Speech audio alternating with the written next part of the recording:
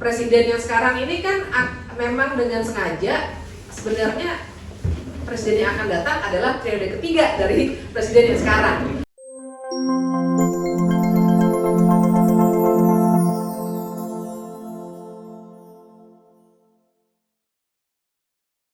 Saya mencium bau-bau frustasi nih kayaknya. Jadi terutama 5 tahun ke depan. Oh iya. Saya kira banyak sih yang sekarang juga merasakan begitu. Kayaknya nanti yang paling pas menjawab sebenarnya Pak Mardhani.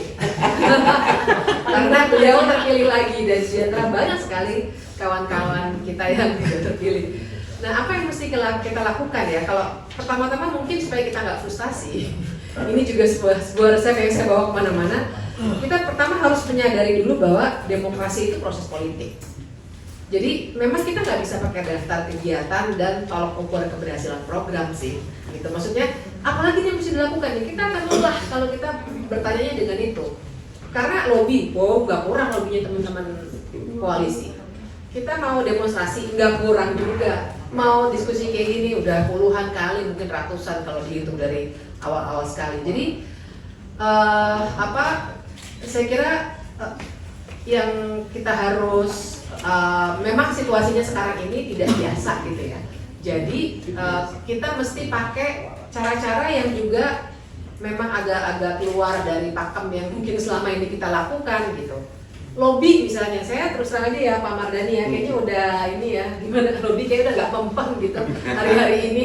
Jadi misalnya barangkali kita mesti pakai kalau menurut saya ya dua kuncinya adalah sebenarnya kan di presiden sama di DPR ya. Nah, di undang-undang kan secara normatif itu. Tapi kalau kita mau berharap pada presiden, saya kira nggak bisa.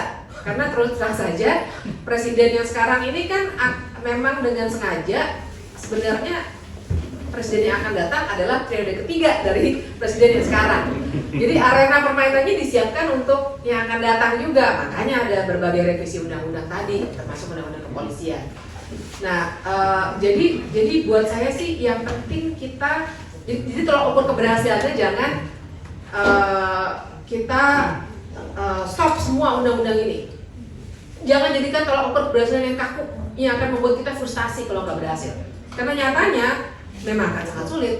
Jadi kalau saya lebih ingin menggunakan yang lebih realistis ukurannya, yaitu untuk membuka mata banyak orang supaya konstituensi kita untuk bergerak lebih lanjut, untuk melawan itu juga lebih besar.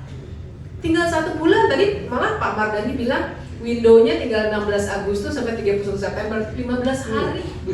Jadi kan buat saya untuk bisa nyetop terus terang aja ya. Saya nggak mau bilang kita gagal, sama sekali enggak. Tapi mari kita telaah ulang. Sebenarnya tujuan kita untuk bergerak ini apa? Apakah sekedar menjegal atau tidak menjegal sekelompok teks yang namanya RUU kepolisian, atau kita mau menuju pada hal yang lebih besar? Nah, perbandingan.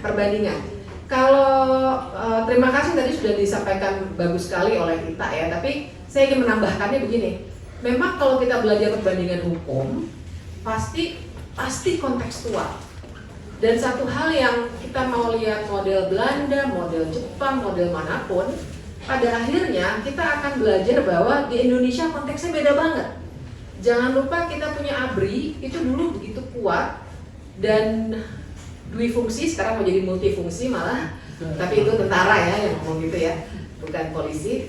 Dwifungsi ABRI, tapi mereka juga jadi begitu kuat karena cara kita merdeka aja memang cara-cara revolusioner fisik, ya kan? Kita kan merdeka karena itu. Jadi kalau misalnya kita bilang oke, kita tiru Denmark yuk, ya beda banget sejarahnya. Memang nggak bisa. Kenapa polisi kita sampai kayak gitu? Mohon dikoreksi kalau salah ya Mas ya.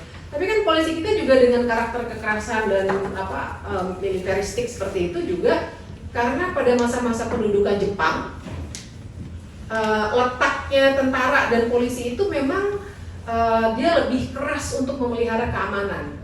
Maksud saya gini, zaman Belanda juga begitu. Jadi konteks kolonialismenya besar gitu ya. Tapi zaman Jepang, menurut saya itu yang paling bikin rusak model-model militerisme di negara ini. Mulai dari bagaimana kita setiap Senin harus upacara, coba pikirin. Di negara demokratis mana? Tiap Senin kita harus upacara. Masuk upacara sekarang.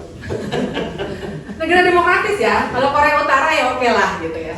Tapi kan kita bicara negara demokratis, disuruh hormat bendera tiap Senin, ada nggak yang kayak gitu? Nggak ada. Tapi apa yang membuat kita punya dalam tanda kutip kultur seperti itu atau kebiasaan seperti itu? Karena salah satunya model militerisme yang kita punya dalam sejarah kita, salah satunya turun ke polisi. Nah, jadi saya mau bilang, nggak mau cerita panjang-panjang sebenarnya, tapi saya mau bilang, sehingga kalau kita mau copy paste model di Denmark atau model di manapun yang kita anggap ideal, tidak semudah itu juga. Karena kita bawa, tapi kerangkanya beda. Karena sejarah polisi kita berbeda gitu. Nah, jadi kalau saya sih mengusulkan supaya kita pegangannya prinsip-prinsip aja. Best practices harus seperti apa prinsipnya? Oh, polisi harus begini, polisi harus begitu dan seterusnya. Kalau kita benar-benar pegangannya kita mesti kayak ini deh, nanti nggak terlalu bisa match dengan cepat gitu. Malah nanti akan ada penolakan-penolakan.